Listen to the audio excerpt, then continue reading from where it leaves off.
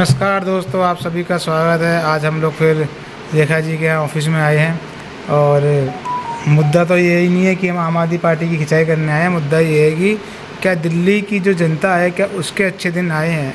कहने का मतलब ये है कि दिल्ली में सरकार बदल गई है। 26-27 साल बाद भाजपा की सरकार आ गई है और कहते हैं कि भाजपा सरकार आती है तो अच्छे दिन आते हैं। तो हम यही जानना चाह रहे हैं कि आम आदमी पार्टी की जो नेता हैं रेखा शर्मा जी, उनसे कि क्या दिल्ली में अच्छे दिन लोगों के आए हैं। इसमें हमारे तमाम सवाल रहेंगे, हम रेखा जी से वही पूछेंगे। इसको आप किसी तरीके से आप सुन सकते हैं, लेकिन हम जो मुद्दे उठाते हैं वो जनहित के ही मुद्दे उठाते हैं। हमारे ऊपर किसी राजनीतिक दबाव नहीं होता कि हमें यही मुद्दा उठाना है। हम माहौल देखते हैं कि जिस टाइम पर जो लोगों के माहौल में जो बातचीत होती है, जो गपशप नुक्कड़ों पर दुकानों पर हो रही होती है, उसी मुद्दे को हम बनाकर लोगों के सामने पेश करते हैं। तो रेखा जी, आपका स्वागत है।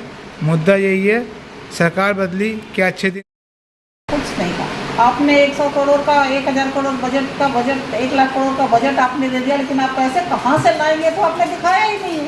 तो पैसे कहाँ से आएंगे? दिल्ली में तो उतना नहीं, 60,000 करोड़ के आसपास का दिल्ली का इनकम है अपना। तो उसमें से आप एक्स्ट्रा जो पैसे बजट में जो आप दे रहे हो कहाँ से देंगे? तो उन्होंने दिखाया नहीं। बस बजट उन्होंने लॉलीपॉप दिखा दिया है जनता को कि हम ये करेंगे, ऐसा कुछ नहीं है। रही बात महिला सम्मान योजना की, तो उन्होंने उसमें 21 डॉक्यूमेंट लगाने के लिए फाइल कर दिया। अब 21 डॉक्यूमेंट न किसी के पास होंगे, न वो किसी को मिलेगा। बीपीएल कार्ड है, बीपीएल कार्ड सिर्फ झुग्गियों में अप्लाई मिलते हैं। झुग्गी ही हट रही है तो झुग्गी वाले रहेंगे नहीं तो मिलेगा किसको? तो ये सारी चीज़ें हैं जो चल रही हैं। और पब्लिक के लिए जिन्होंने बीजेपी को सपोर्ट किया, उन्होंने कहा था हम भूखे रहेंगे, लेकिन बीजेपी को लाएंगे तो ठीक है, लाएंगे। नहीं, अब इसमें परवेश शर्मा जी ने भी कहा था कि जो पानी के कनेक्शन अभी किसी के नहीं कटेंगे जब तक बिल ठीक नहीं हो जाते। तो पानी कनेक्शन तो उस टाइम पे भी नहीं कटे थे जब केजरीवाल की सरकार थी। इस टाइम पे फिर पानी कनेक्शन कटने की बात क्या रही है। हाँ, उन्होंने ज़रूर कहा है कि जब अभी काम इस पर चल रहा है बिलों पर, और हो सकता है आने वाले समय में पेनल्टी वगैरह जो है सब माफ़ कर दी जाएंगी।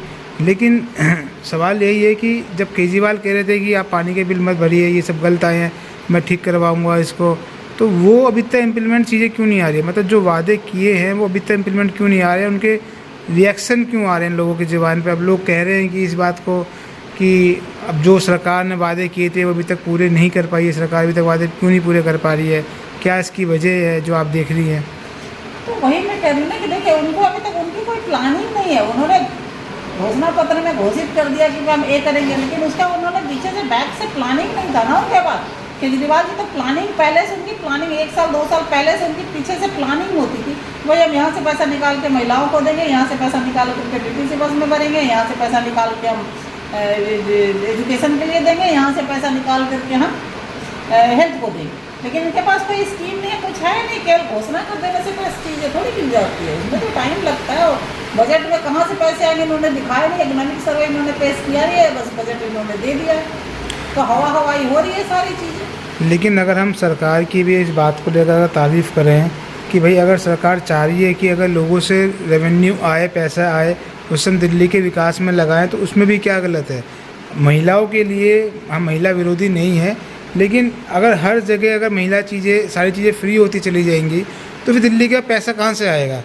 अब जिस बीटीसी का हाल कितने साल से ख़राब है, शीला दीक्षित की सरकार के टाइम से ख़राब है, ठीक, उसके बाद केजरीवाल ने फ्री कर दिया, अब दिल्ली से भाजपा सरकार ने भी फ्री कर रखा है।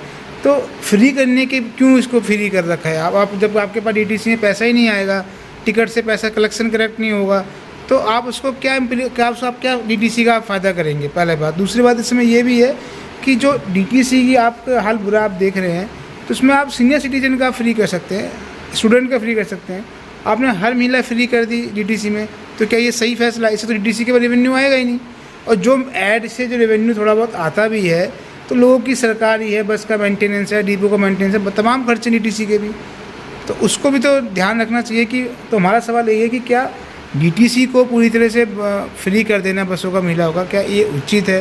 क्या इसमें क्लाउज नहीं लगाए जा सकते कि भाई सीनियर सिटीजन का फ्री करते हैं, स्टूडेंट का फ्री करते हैं, बाकी के लिए टिकट लगेगी, तो उससे कुछ रेवेन्यू भी आएगा, और रेवेन्यू आएगा, पैसा आएगा, तो दिल्ली सरकार के लिए भी तो अच्छा होगा ये। देखिए, बसों में चलती कौन है? चलते कौन है बस में? हायर क्लास नहीं चलती, जो मल्टीनेशनल में काम करने वाले लोग हैं वो भी महिलाएं नहीं चलती हैं, यंग जनरेशन नहीं चलती है बसों में। बस मिडिल क्लास के और लोअर मिडिल क्लास के लोग चलते हैं, उन्हीं के लिए फ्री है वो। बहुत ज़्यादा तो लोग महिलाएं, ऐसा नहीं है कि बहुत ज़्यादा हर तरह की महिलाएं चलते, बस जिनको ज़रूरत है उसकी, जो घरों में काम करने महिलाएं आती हैं, जो छोटे छोटे काम करती हैं, दुकानों में जाती हैं, कहीं छोटे छोटे 5,000 10,000 15,000 20,000 का महीना कमाती है, परिवार पालती हैं, बहुत सिंगल महिलाएं, उनके लिए फ्री है ना। कोई भी हायर क्लास में चलता नहीं है, कोई अफसर क्लास नहीं चलता, कोई मल्टीनेशनल में काम करने वाला कोई बस में नहीं चलता। हाँ, स्टूडेंट चलते थे, स्टूडेंट के तो पहले भी 12 रुपये का 15 रुपये का पास था, स्टूडेंट के लिए तो 12-15 रुपये का पहले भी पास था। तो आज बच्चे हैं वो फ्री चलती लड़कियाँ हैं, उसमें भी आधे लोग मेट्रो पसंद करते हैं, उनको जल्दी जाना होता है मेट्रो पसंद करते हैं। बस अभी भी बस ज़्यादा लोग पसंद नहीं करते बसों में चलना, छोटी मोटी दूरियाँ मेंटेन करते हैं लोग, ज़्यादातर लोग मेट्रो में चलना पसंद करते हैं।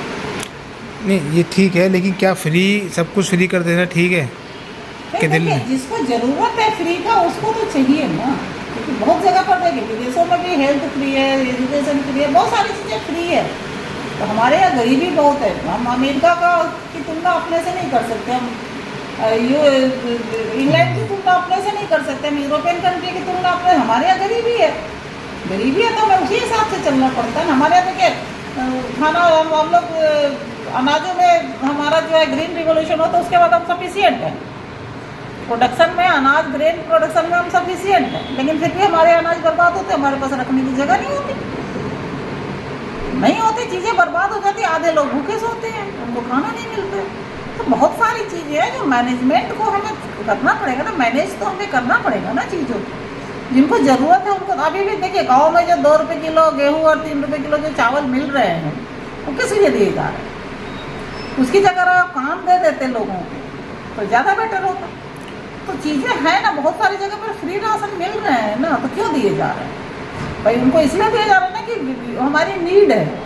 तो बहुत सारी चीज़ें हमें देखनी पड़ती है, ऐसा नहीं है कि हम स्ट्रिक्ट कोई भी फास्ट रूल लगा दें कि भाई ये नहीं होगा ये नहीं होगा, ऐसा नहीं। हमें अपने पब्लिक को, अपनी जनसंख्या को, अपनी चीज़ों को देखते हुए हमें प्लानिंग करनी पड़ती है कि हमें कहाँ पर किसको क्या देना है।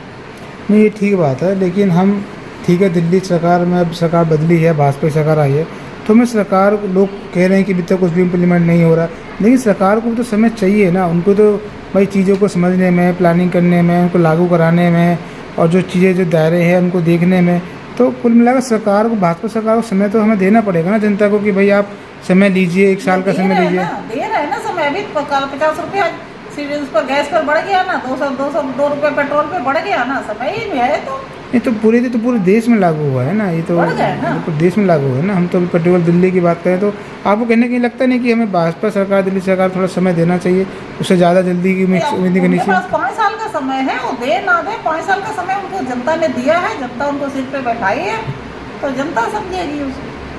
पूरा पहले था कि केजरीवाल जी जब मिडिल क्लास के लिए सड़कों पर भागते थे, संघर्ष करते थे, तो मिडिल क्लास जो थी एसी में बैठ के उनको गाली देती थी। आज वो घर में बैठे हैं, मिडिल क्लास जो है सड़कों पे घूम रही है।